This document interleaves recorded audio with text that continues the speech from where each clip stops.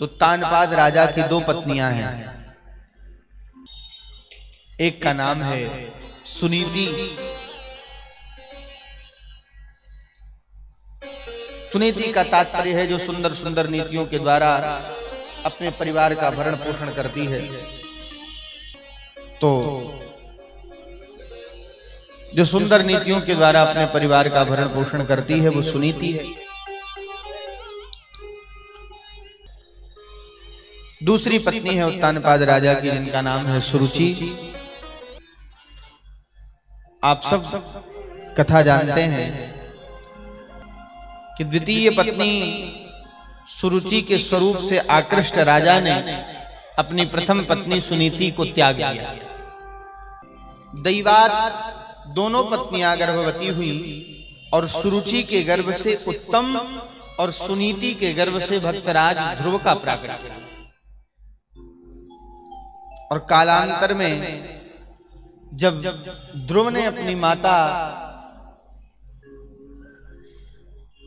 सुनीति से पूछा कि मेरे पिता कौन हैं, तो प्रत्युत्तर में बताया इस देश के जो राजा हैं वही तुम्हारे पिता हैं। और जब अपने पिता के अंक में दुलार प्राप्त करने के लिए, प्रेम प्राप्त करने के लिए ध्रुव जी जाते हैं तो सीढ़ियों पर खड़ी उनकी सौतेली मां सुरुचि उनकी बांह पकड़ लेती हैं और कहती हैं कि नहीं, तुम यहां नहीं बैठ सकते, जाओ यहां से। अगर तुम अपने पिता की गोद में बैठना चाहते हो तो जाकर नारायण की तपस्या करो। नारायण तुम्हारी तपस्या से प्रसन्न हो तो उनसे कहना मुझे माता सुरुचि के गर्भ से पैदा करो। तुम अपने पिता की गोद में बैठने के अधिकारी इसलिए नहीं हो क्योंकि तुमने एक अभागिन के गर्भ से जन्म लिया।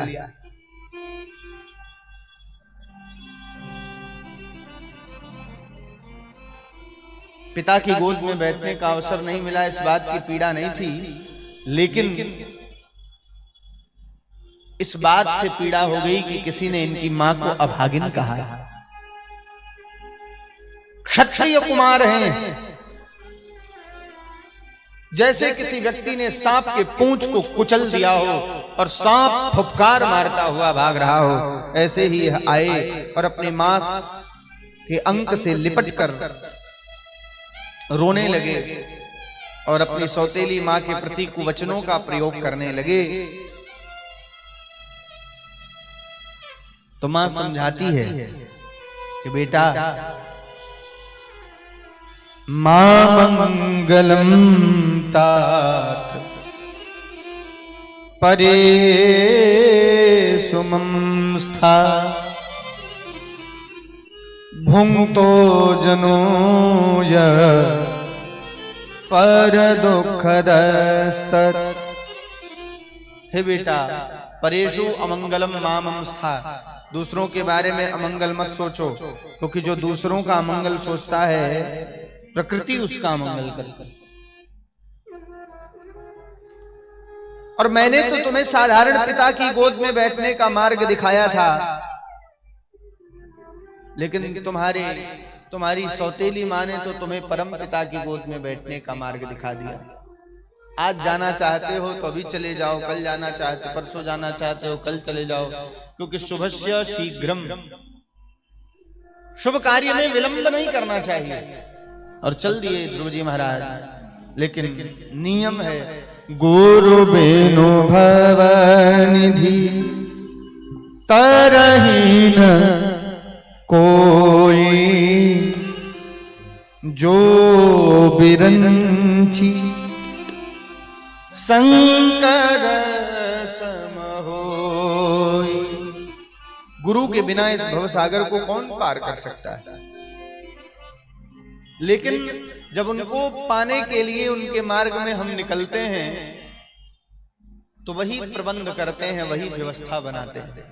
व्यवस्था बनी तो नारद जी मिल गए और नारद जी ने ध्रुव जी को मंत्र दिया है, नमो भगवते तुभ्यं वासुदेवाय धीमहि प्रद्युम्नाय निरुद्धाय नमः संकर्षणाय च जिसे हम लोग ओम नमो भगवते वासुदेवाय कहते हैं।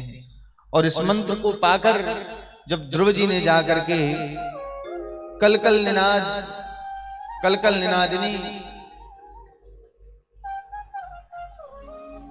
निनादिनी कालिंदी के पवित्र तट पर जाकर इसको गाया कि अकेली गई थी ब्रज में, कोई नहीं था मेरे संग में।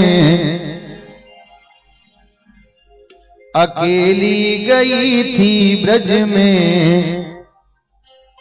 कोई नहीं था मेरे संग में। मोर पंख वाला मिल गया, हाय मोर पंख वाला मिल गया, हाय मोर पंख वाला मिल गया। काली कमले वाला मिल गया, हाय मोर पंख वाला मिल गया, मोर पंख वाला मिल गया। अकेली गई थे वन में, कोई नहीं था मेरे संग में। अकेले गए थे वन में, कोई नहीं था मेरे संग में। मोर पंख वाला मिल गया, तेरी जान वाला मिल गया, हाय मोर कमली वाला मिल गया, मोर पंख वाला मिल गया।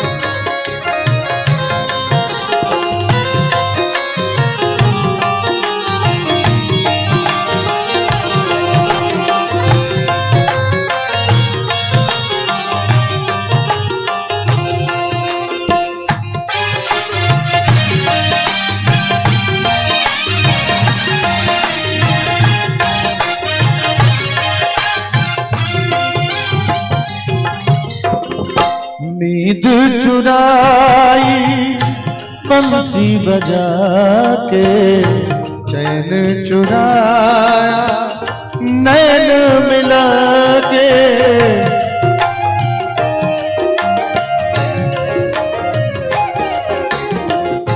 नींद चुराई बंसी बजा के, चैन चुराया नैन मिला के। चैन चुराया नैन मिला के, चैन चुराया नैन मिला के। लगी आस मेरे मन में, जाऊंगी मैं वृंदावन में। लगी आस मेरे मन में, जाऊंगी मैं वृंदावन में। बांसुरिया वाला मिल गया, मोर पंख वाला मिल गया, हाय मोर पंख वाला मिल गया, मोर पंख वाला मिल गया।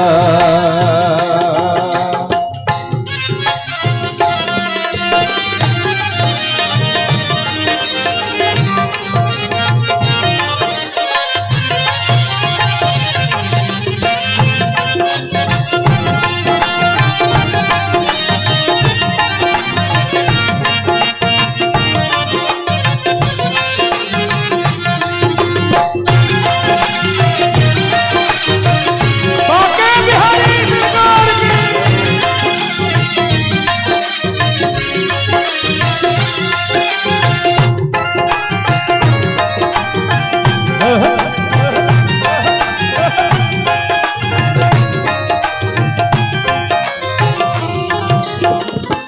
उसी ने बुलाया उसने रुलाया, ऐसा सलोना श्याम मेरे मन भाया। उसने हंसाया उसने रुलाया, ऐसा कन्हैया मेरे मन भाया।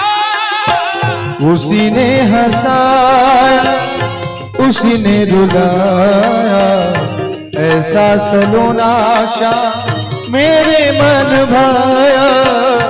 ऐसा सलोना श्याम मेरे मन भाया। और टेढ़ी बात की चाल देखी, टेढ़ा सा मुकुट भी देखा। टेढ़ी बात की चाल देखी, टेढ़ा सा मुकुट भी देखा। टेढ़ी टांग वाला मिल गया, मोर पंख वाला मिल गया, मोर पंख वाला मिल गया, मोर पंख वाला मिल गया, मोर पंख वाला मिल गया, मोर पंख वाला मिल गया। अकेली गई थी ब्रज में, कोई नहीं था मेरे संग में। अकेले गए थे वन में, कोई नहीं था संग में। मोर पंख वाला मिल गया, मोर पंख वाला मिल गया, काले कमले वाला मिल गया, मोर पंख वाला मिल गया, मोर पंख वाला मिल गया, मोर पंख वाला मिल गया, मोर पंख वाला मिल गया, मोर पंख वाला मिल गया, मोर पंख वाला मिल गया, मोर पंख वाला मिल गया।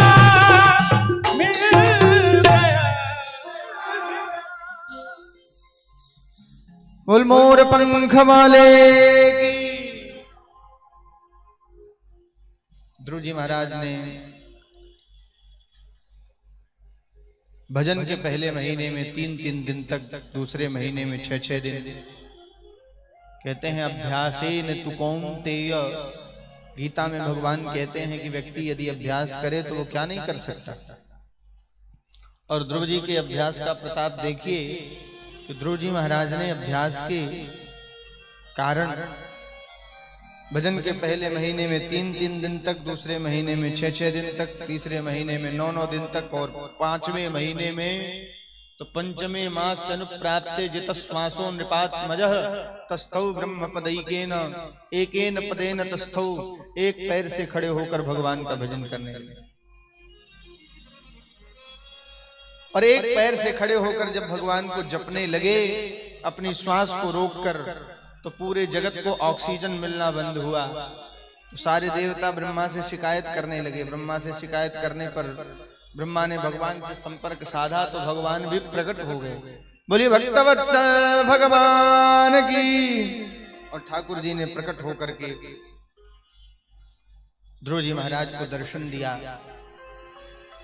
आप सब कथा जानते हैं। पस्पर्श बालम कृपया कपोले, ठाकुर जी ने शंख का स्पर्श ध्रुव के गाल से कराया तो ध्रुव के भीतर वेद वेदांत वेदांग का ज्ञान प्रस्फुटित हुआ। और स्तुति की योन्तः प्रविश्य मम वाच इमाम प्रक्षिप्ताम संजीवयत्यखिल शक्ति धरस्वधाम्ना अन्याश्च हस्तचरण श्रवण त्वगादीन प्राणान् नमो भगवते पुरुषाय तुभ्यम्। स्तुति की है ध्रुव जी महाराज ने, तो भगवान के चरण कमल मांगे, लेकिन ठाकुर जी ने कहा तुम्हारे संस्कार अवशेष हैं, इसलिए अभी नहीं, तुम मुझे कुछ समय दो।